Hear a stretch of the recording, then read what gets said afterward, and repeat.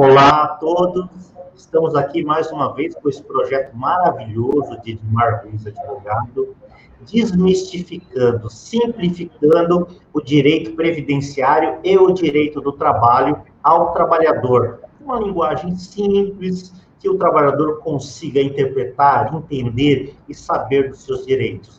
Na live passada, falamos de direito tributário, estamos hoje aqui para falar de direito do trabalho, a fim de levar a informação ao trabalhador, para que o trabalhador possa conhecer gramaticalmente os seus direitos. Os advogados, eles são formadores de opinião, detentores da informação. E a gente tem o dever, né? É um dever constitucional, o dever à informação, de prestar a melhor informação.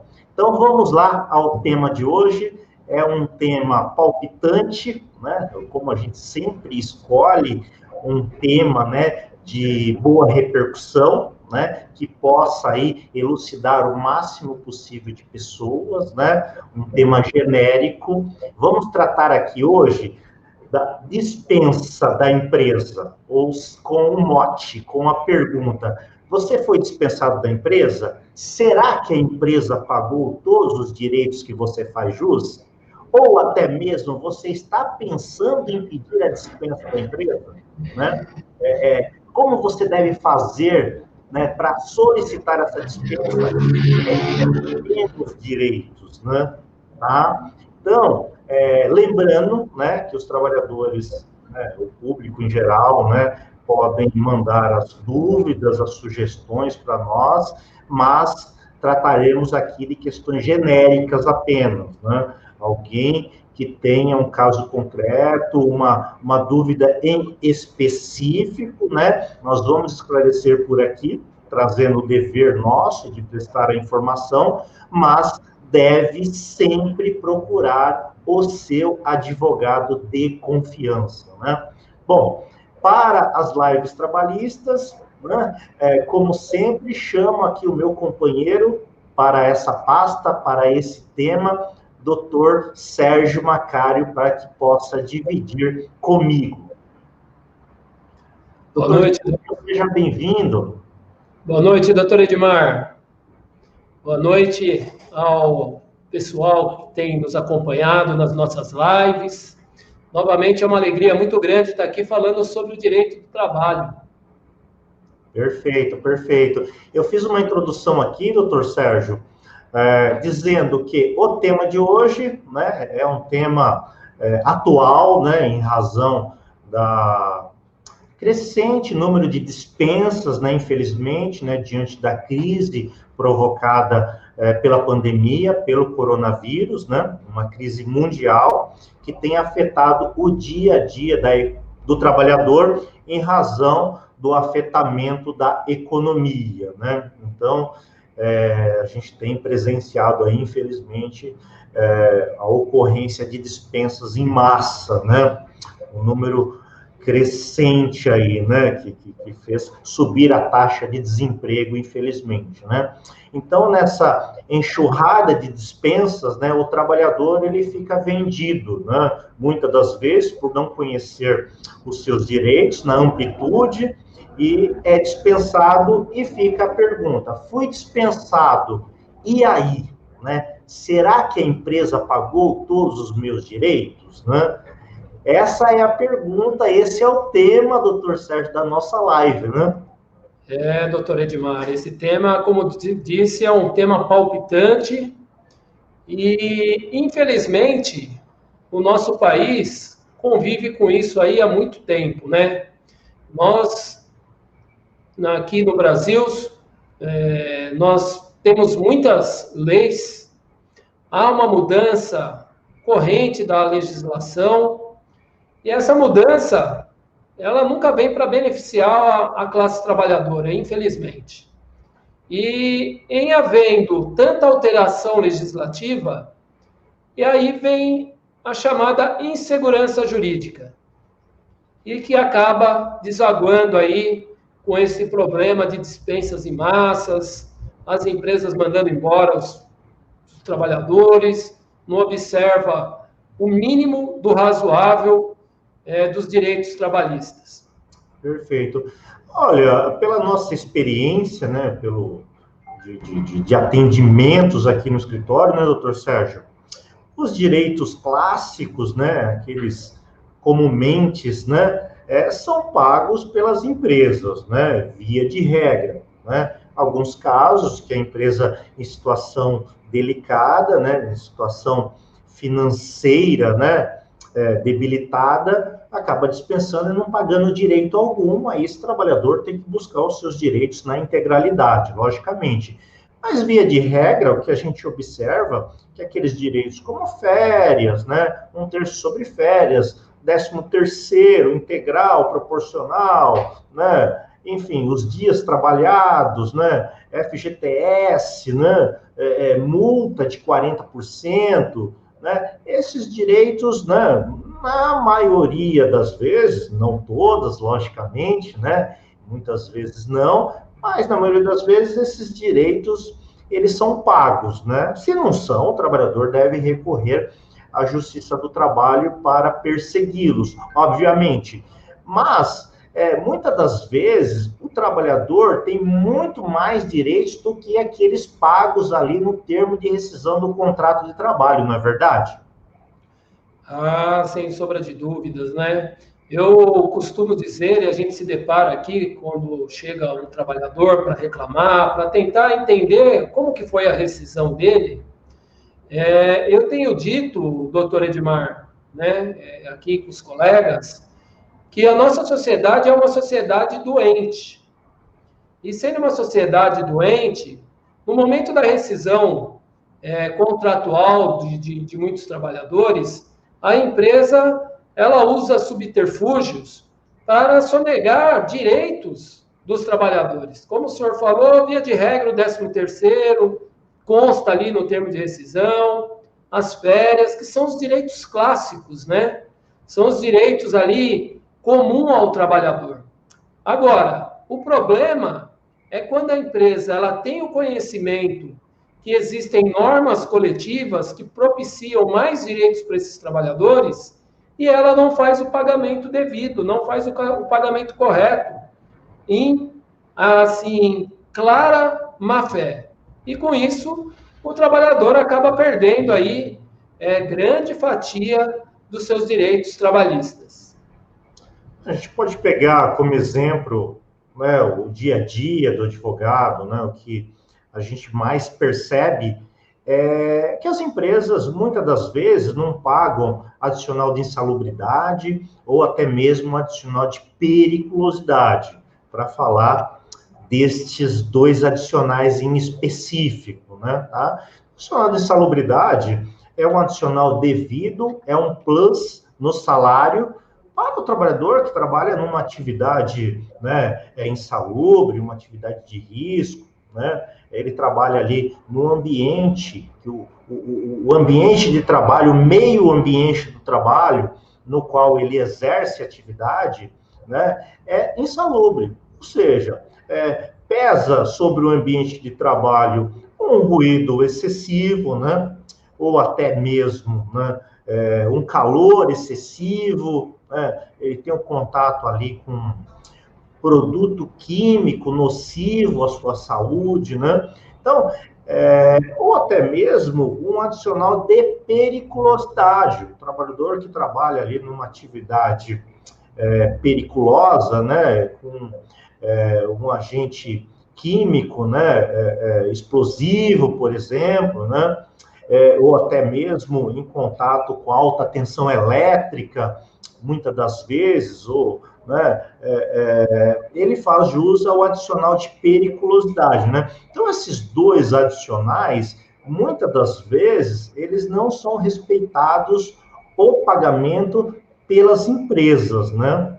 Tá? Então, o trabalhador acaba deixando a empresa e ali, né, no seu termo de rescisão do contrato de trabalho, no pagamento de seus direitos, não vem o adicional de insalubridade e periculosidade, porque nunca foi pago para ele, né? Não é nesse momento que a empresa vai pagar. Então, caso o trabalhador trabalhou nessas condições, ele faz jus, não é verdade, a um processo trabalhista para que requeira esse devido pagamento, não é verdade, doutor Sérgio? Perfeito, o senhor abordou muito bem essa questão desses dois agentes, né? Seja o agente insalubre ou seja o agente periculoso. O que via de regra acontece também, doutor Edmar, as empresas elas não observam isso, largam a própria sorte do trabalhador trabalhar nesses ambientes. O ambiente insalubre, via de regra, ele tem ali o grau de pagamento, né, que é 20%, 30% ou 40% do salário mínimo, né? E qual que é aí, quando a empresa paga, qual que é o grande pulo do gato para falar o português claro? O português claro. As empresas, às vezes o trabalhador está sujeito ao agente insalubre no grau máximo. Só que a empresa vai lá e faz apenas o pagamento, às vezes, de 20%.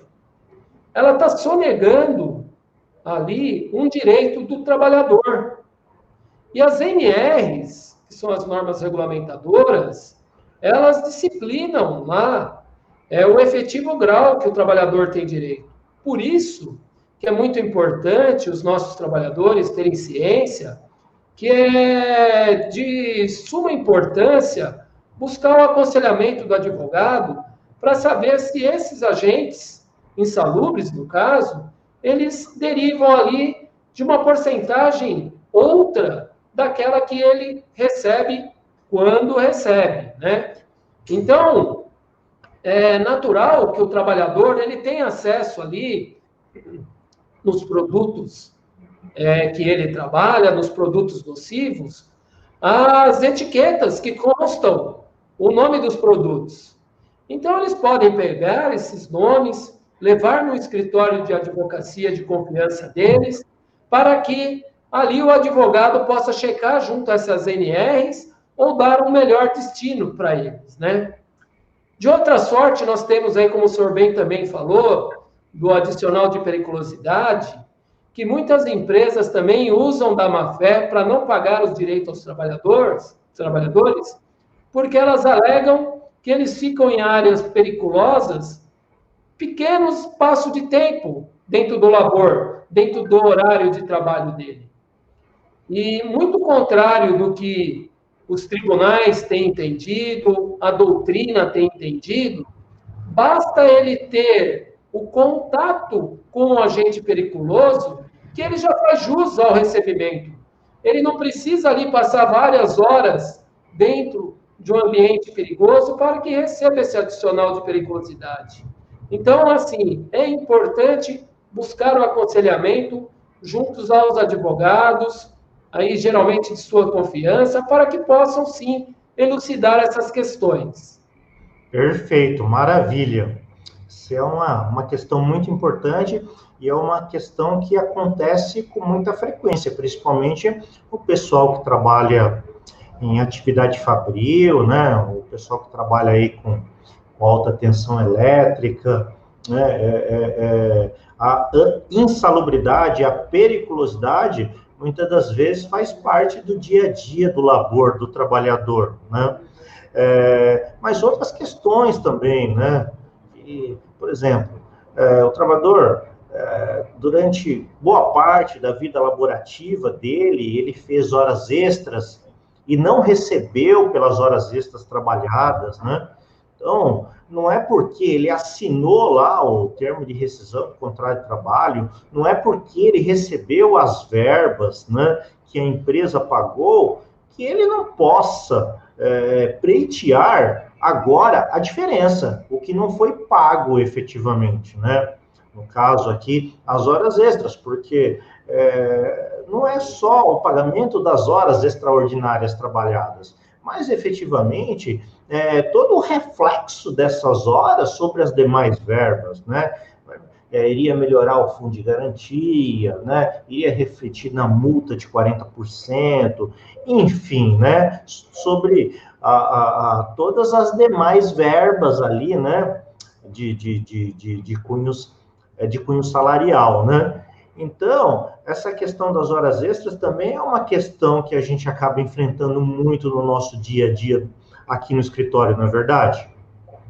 É um ponto também muito importante, né? A sonegação dos direitos, quando das decisões, muitas vezes, doutor Edmar, no campo esquerdo do TRCT, tem a questão da remuneração ali do trabalhador, né? E há casos onde o trabalhador recebe o adicional de periculosidade e quando da rescisão do contrato de trabalho, o empregador não computa naquele salário base esses 30% a mais que o trabalhador recebe. Por quê? Essa verba, ela incide diretamente na questão dos cálculos, né, de uma forma geral. E isso que o senhor fala também das horas extras, um outro ponto muito importante, como o senhor bem abordou, é a questão das horas extras que o trabalhador trabalha de forma habitual, há muito tempo, e do dia para a noite a empresa vai e retira esse direito.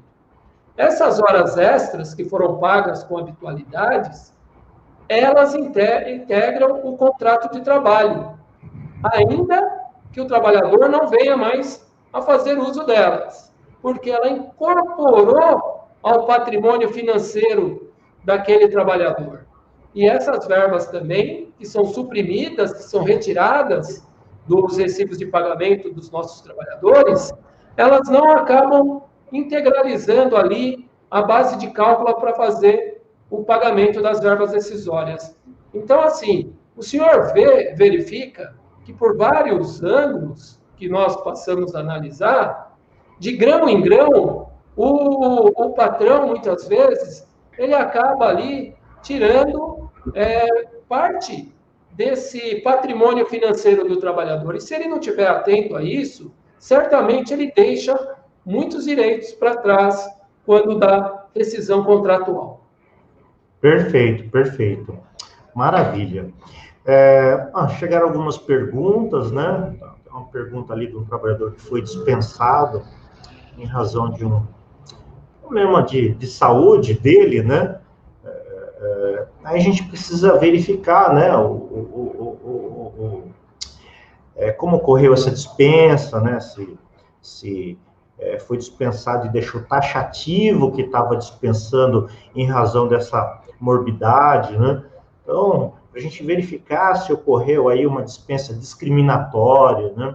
Então, aí a gente precisaria de mais elementos para efetivamente poder dar um posicionamento mais concreto, né? Mas pode ser que, nesse caso, tenha ocorrido uma dispensa discriminatória, fazendo jus aí, né, o trabalhador a um pedido de reintegração, se estava em tratamento médico, até mesmo de danos morais, em razão da dispensa ter sido efetivada, né, nesses moldes, né, tá? Mas, de antemão, a gente agradece aí a participação, né, e o prestígio, na verdade, a nossa live, doutor Sérgio.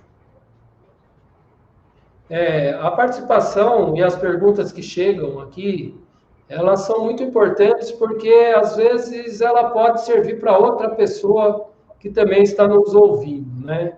E o direito do trabalho, nós falamos lá no início da nossa conversa, da nossa fala, que nós vivemos num estado de muita insegurança, né?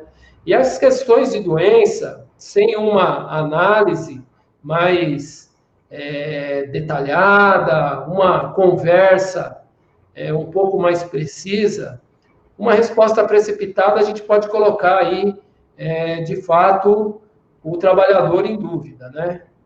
Então, doenças que se originam do trabalho ou doenças propriamente comuns, vamos assim dizer, é sempre prudente que tenha um questionamento do advogado para com o cliente de forma mais detalhada. Perfeito, perfeito.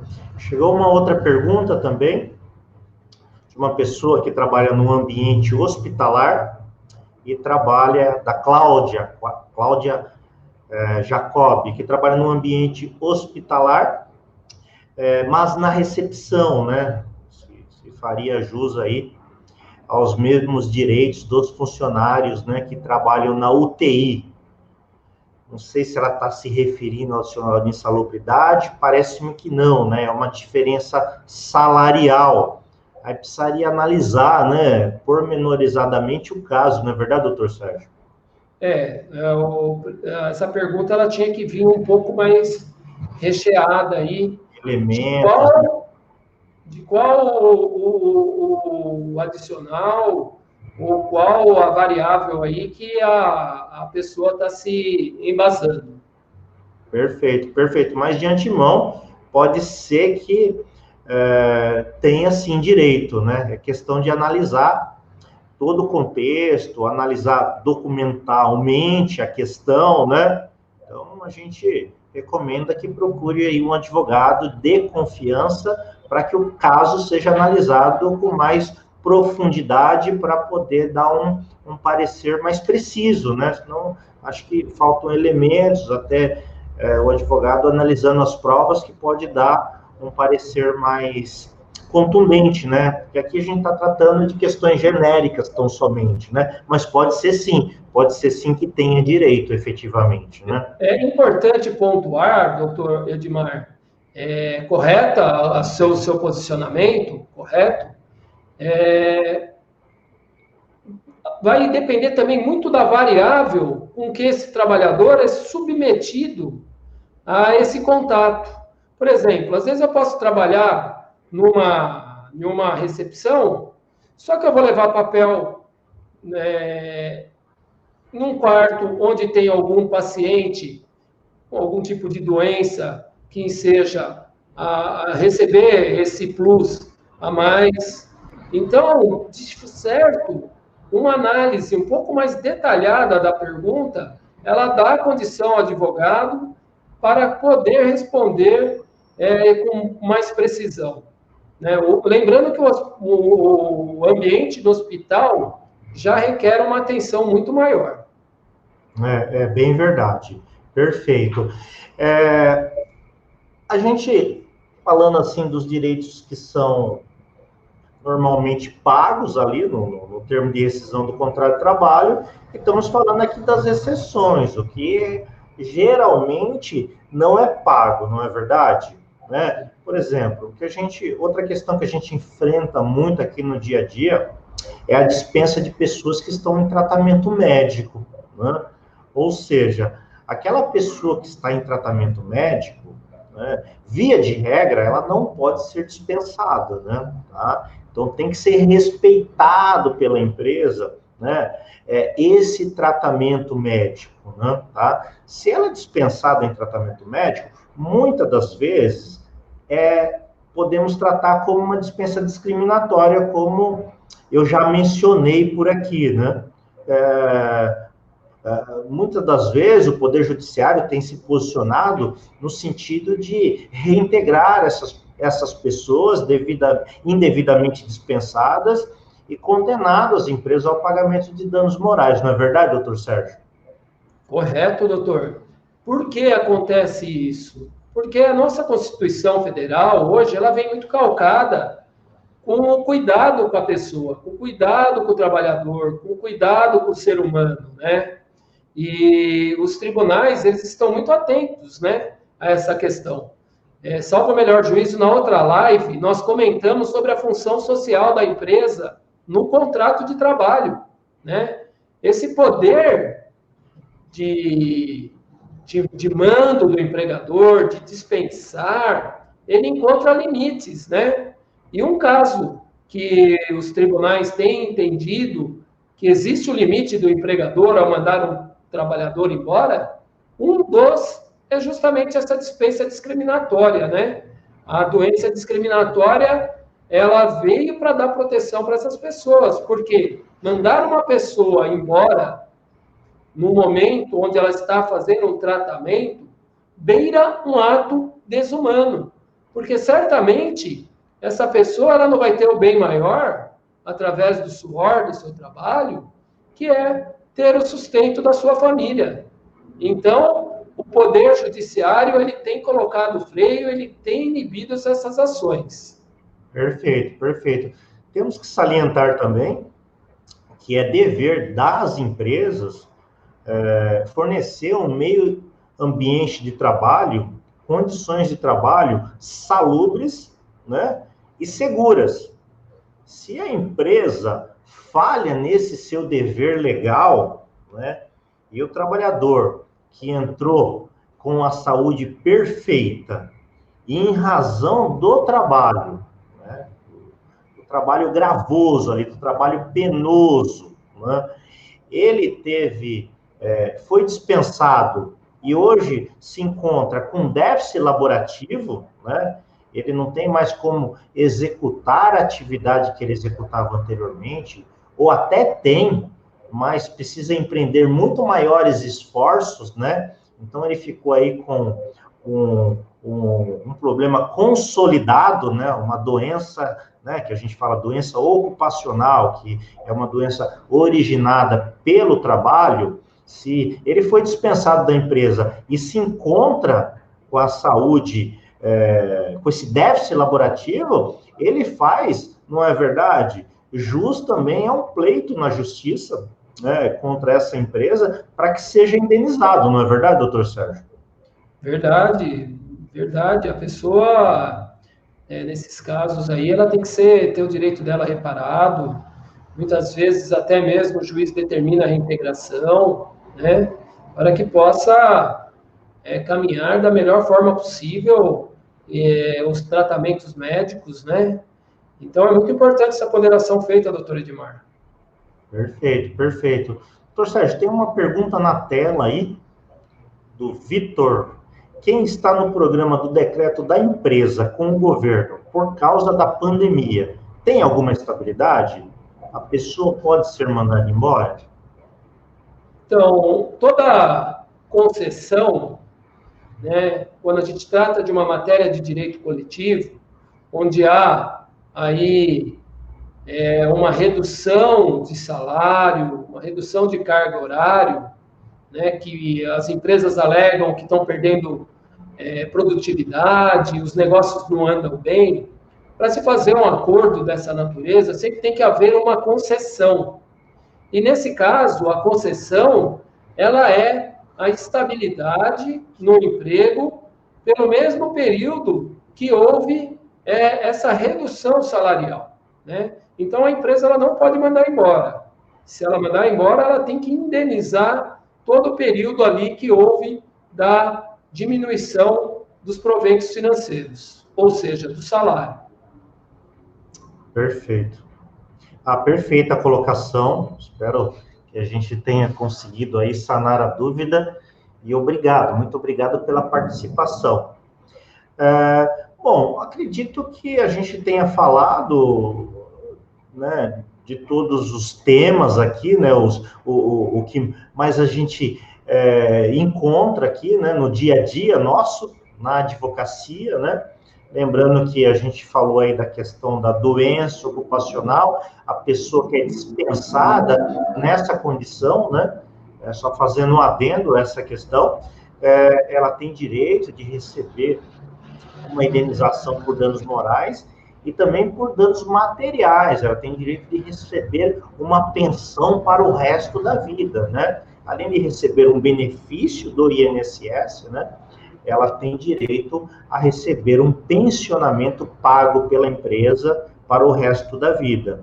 Então, vai receber, por ter ficado com déficit laborativo, um benefício do INSS, pago até a aposentadoria, chamado auxílio-acidente, vai receber esse pensionamento da empresa que o dispensou, e se ele conseguir outro emprego, né,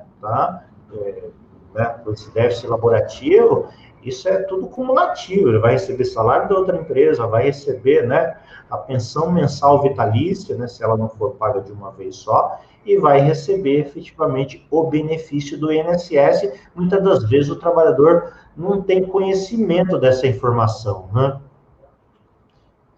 Perfeito, correto. Eu penso que hoje as pessoas estão tendo um pouco mais de consciência de em busca de um profissional para ter os esclarecimentos, né?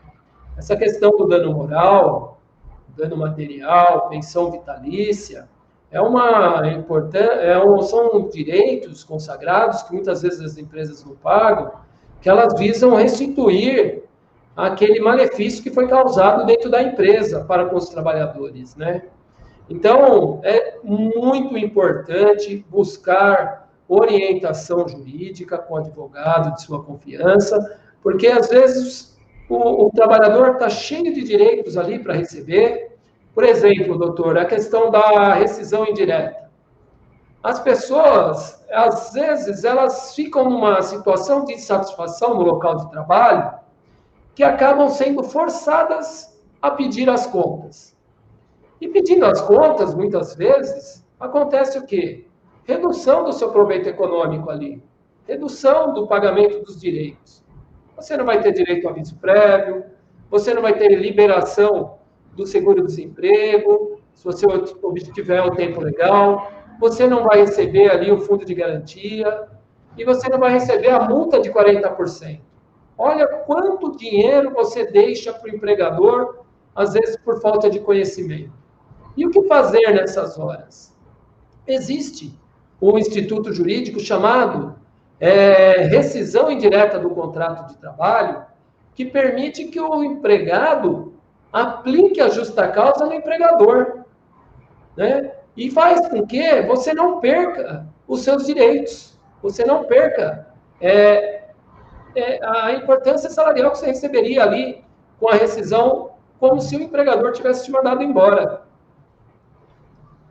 Perfeito, perfeito. O trabalhador muitas vezes não sabe disso, né? Então acaba pedindo as contas, né? Pedindo a dispensa e acaba perdendo seus direitos, né? De repente, a empresa não está cumprindo com os seus deveres legais, né? Não está depositando FGTS, por exemplo, né? Ou deixando de cumprir, atrasando salários demasiadamente, né? Ou trazendo um ambiente de trabalho extremamente hostil, né? Colocando, né, a vida do trabalhador em risco, né? Então, são causas, né, que podem dar aso aí, pode dar direito ao trabalhador pedir na justiça a rescisão indireta, né? Aí o juiz vai determinar a rescisão daquele contrato de trabalho e o trabalhador vai receber todos os seus direitos como se tivessem sido dispensados, né? Ao contrário de pedir as contas, que ele acaba perdendo muito dinheiro. Isso é bem verdade, né? É muito comum, a gente recebe as pessoas que vêm aqui, falam, não estava mais aguentando aquele ambiente, foi lá pedir demissão, né? É a falta de conhecimento que leva a isso. Por isso que é muito importante esse projeto que o senhor lançou, de levar informação para a sociedade. Porque as informações que chegam na comunidade, na sociedade, elas podem fazer com que as famílias ali tenham uma qualidade de vida muito significante, muito melhor, né? Por quê? O trabalhador não paga salário, paga com atraso. A pessoa não tem como fazer um planejamento familiar, não paga o FGTS, né? E com isso, vai ficando. Quando tem uma dispensa efetiva por parte do empregador, que acha que não quer mais aquele trabalhador, quando da rescisão, o coitado não vai ter mais nada para receber. Então, é importante ter esse aconselhamento para que, sim, possa fazer aí e ter os seus direitos observados. Perfeito, perfeito. Bom, acho que esgotamos aí a maioria dos temas que nós nos propusemos a levar ao conhecimento hoje do público aí da internet em geral, né? Do trabalhador para qual é destinada essa live, né? Para que conheça aí dos seus direitos efetivamente, né? E nos colocamos à inteira disposição, né? E aguardamos vocês, né, na próxima live, que voltaremos aqui com o tema direito previdenciário, né? Tá? Então, passo a palavra ao doutor Sérgio Macá, que possa fazer as considerações finais, né?